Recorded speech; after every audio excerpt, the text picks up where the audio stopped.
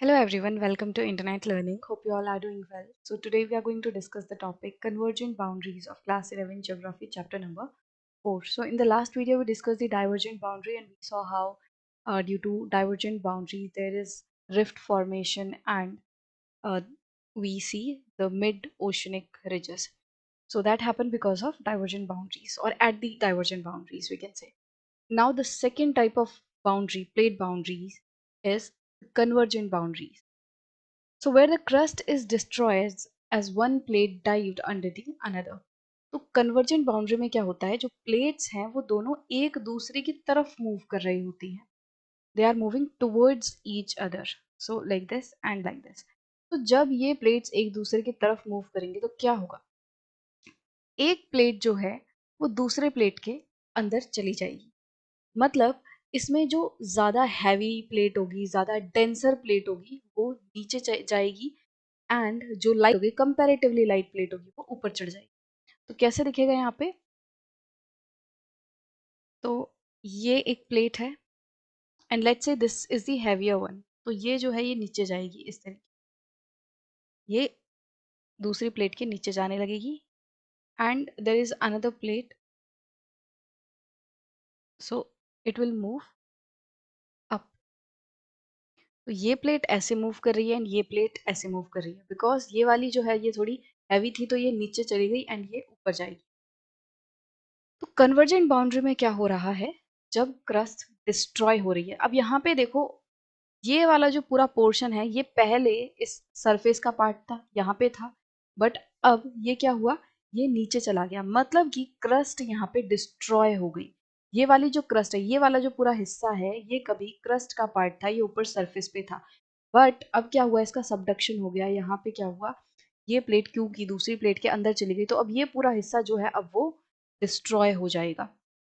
तो इसको हम क्या कहते हैं, The location where sinking of a plate occurs is called a subduction zone. अब जहाँ पे ये सिंक हो रहा है, ये जो पूरा पॉइंट है जहाँ पे एक प्लेट दूसरे प्लेट के अंदर जा रही है, इसको हम क्या कहते हैं, सबडक्शन जोन. क्योंकि एक प्लेट दूसरे प्लेट के अंदर सबडक्ट हो रही है, उसके नीचे जा रही है. There are three ways in which convergence can occur. These are between an oceanic and continental plate. Second is between two oceanic plates and third is between two continental plates. अब देखो, हमें पता है कि हमारी जो ये प्लेट्स हैं, लिथोस्फेरिक प्लेट्स हैं या टेक्टोनिक प्लेट्स हैं, इनको हम दो कैटेगरीज में बांटते हैं. हम इनको दो एक तरीके से टाइप्स में डिवाइड करते हैं. पहला है ओशनिक प्लेट एंड दूसरी है कॉन्टिनेंटल प्लेट.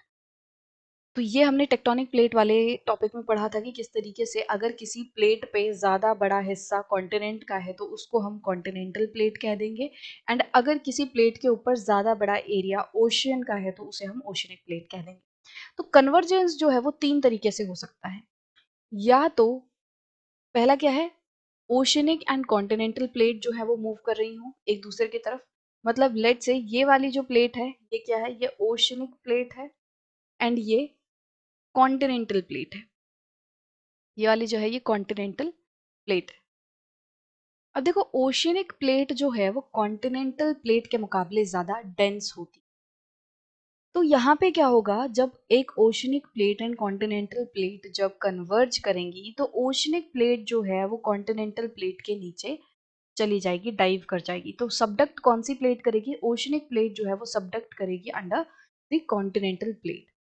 तो यहाँ पे क्या होगा, अब ये चीज़ मैंने आपको रिजेस वाले उसमें भी बताई थी टॉपिक में. यहाँ पे जब ओशनिक प्लेट जो है जब ये अंदर जाएगी तो नीचे क्या है, पूरा एस्थेनोस्फेयर है.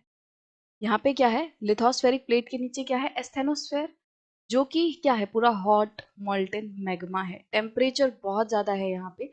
तो जैसे ही ये ओशनिक प्लेट जो है एस्थेनोस्फेयर की तरफ जाने लगेगी तो ये पूरी प्लेट जो है, यहाँ पे देखो ओशन प्लेट में यहाँ पे ऊपर पानी भी जाएगा, इसके अंदर थोड़ा सा पानी भी जाएगा. So it is kind of repetition of the topic, क्योंकि समझाना है अगेन अच्छे से. तो एक बार में एक टॉपिक जो है, भले ही उसमें थोड़ी सी रिपीटेशन लगे, बट एटलीस्ट ये टॉपिक पूरा जो है कवर हो जाएगा. अगर आप पूरा चैप्टर देखते हुए आ रहे हो तो आपको काफ़ी सारे टॉपिक जो है वो रिपीटेड लगेंगे, बट उससे भले ही रिपीटेड लगे बट आपको चीज़ें जो है वो अच्छे से क्लियर हो जाएंगी. एक बार दिमाग में बैठ जाएगा कि क्यों हो रहा है, किस लिए हो रहा है, राइट. तो यहाँ पे क्या होगा, ओशनिक प्लेट जो है वो अपने साथ पानी भी लेके जाएगी, मतलब कि इसके ऊपर का कुछ पानी जो है वो भी इसके साथ सबडक्ट कर जाएगा। एंड जैसे ही अब यहाँ पे नीचे क्या होगा, क्योंकि टेम्परेचर बहुत ज़्यादा है तो ये जो ओशनिक प्लेट है ये पिघलने लग जाएगी, मेल्ट होने लग जाएगी, इसके ऊपर का जो पानी है वो एवोपरेट होने लग जाएगा, भाप बनने लग जाएगा। जैसे ही वो एवोपरेट होगा तो क्या होगा, यहाँ से जो भाप है, यहाँ से जो बहुत गर्म मैग्मा है, अब ये ऊपर की तरफ जाएंगे। जब ये ऊपर की तरफ जाएंगे तो कॉन्टिनेंटल प्लेट के ऊपर ये प्रेशर डालना शुरू करेंगे। तो यहाँ पे ये जो कॉन्टिनेंटल प्लेट है इसके ऊपर ये प्रेशर डालेंगे। यहाँ पे मैग्मा जो है, मतलब ये जो क्रस्ट है वो पिघल पिघल के ऊपर जा रही है, पानी जो है वो भाप बन के ऊपर जा रहा है, तो यहाँ पे बहुत ज़्यादा प्रेशर पड़ेगा और यहाँ पे क्रैक्स आने लग जाएंगे। जब यहाँ पे क्रैक आएगा तो क्या होगा, यहाँ पे क्या हुआ, फॉल्ट आ गया, क्रैक आ गया। अब इससे क्या होगा, जो मैग्मा है वो बाहर निकलने लगेगा।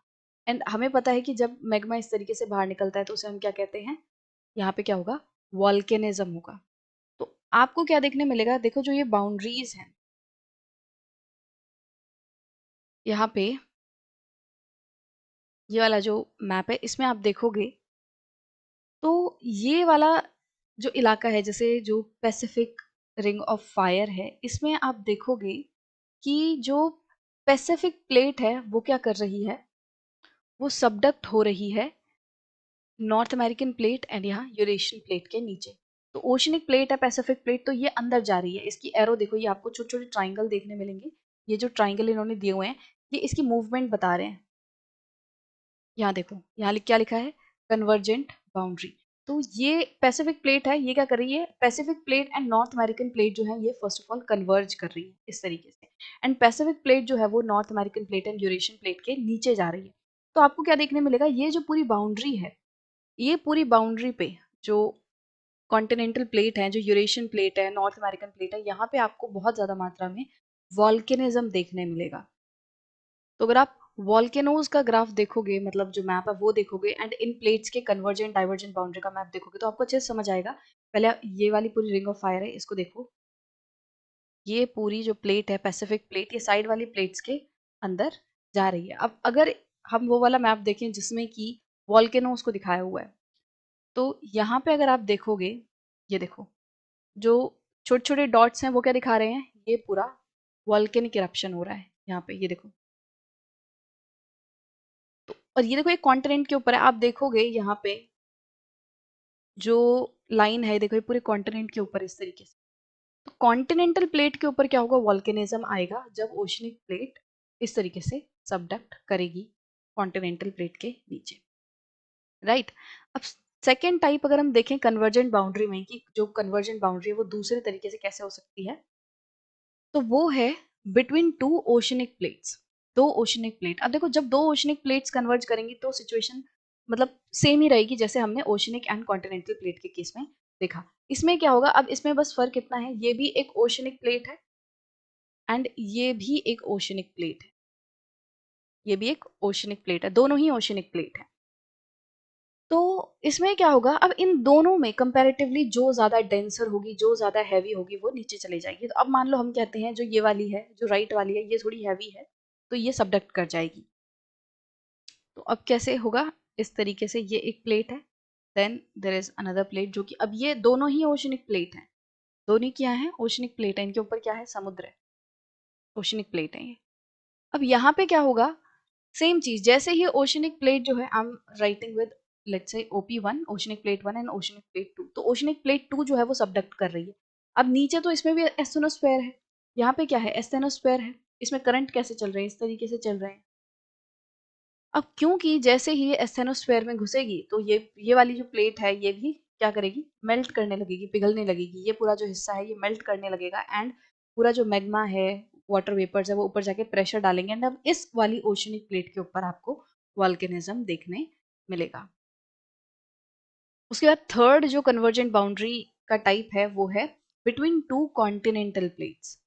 अब देखो जब दो कॉन्टिनेंटल प्लेट्स जो हैं वो जाएंगी एक दूसरे के अंदर, मतलब एक प्लेट दूसरे के अंदर जाएगी तो कैसा होगा, यहाँ पे ये एक कॉन्टिनेंटल प्लेट है एंड ये एक कॉन्टिनेंटल प्लेट है।